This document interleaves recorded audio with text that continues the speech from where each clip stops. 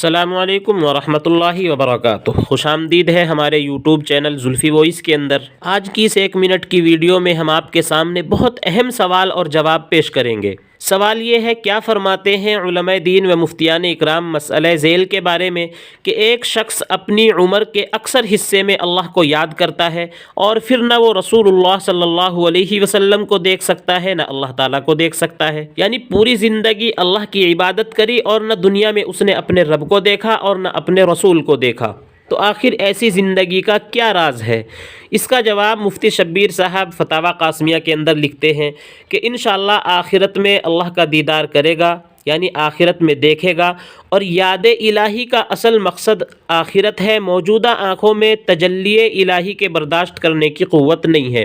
یعنی یہ جو اللہ کی عبادت انسان کرتا ہے، اس کا مقصد یہ نہیں ہے کہ زندگی میں وہ نبی کو دیکھ لے یا اللہ تعالیٰ کا دیدار کر لے، بلکہ اس عبادت کا مقصد یہ ہے کہ اللہ تعالیٰ اس کی آخرت کو سنوار دیں، اور آخرت میں اللہ تعالیٰ اس کی آنکھوں کے اندر ایسی قوت برداشت دیں گے کہ وہ اللہ تعالیٰ کی تجلی دیکھ سکے گا، اللہ کا دیدار کر سکے گا، جو دنیا کے اندر اس کی آنکھوں کے اندر قوت اللہ نے نہیں رکھی۔ امید ہے آپ مسئلے کو سمجھ گئے ہوں گے۔ السلام علیکم ورحمۃ اللہ وبرکاتہ۔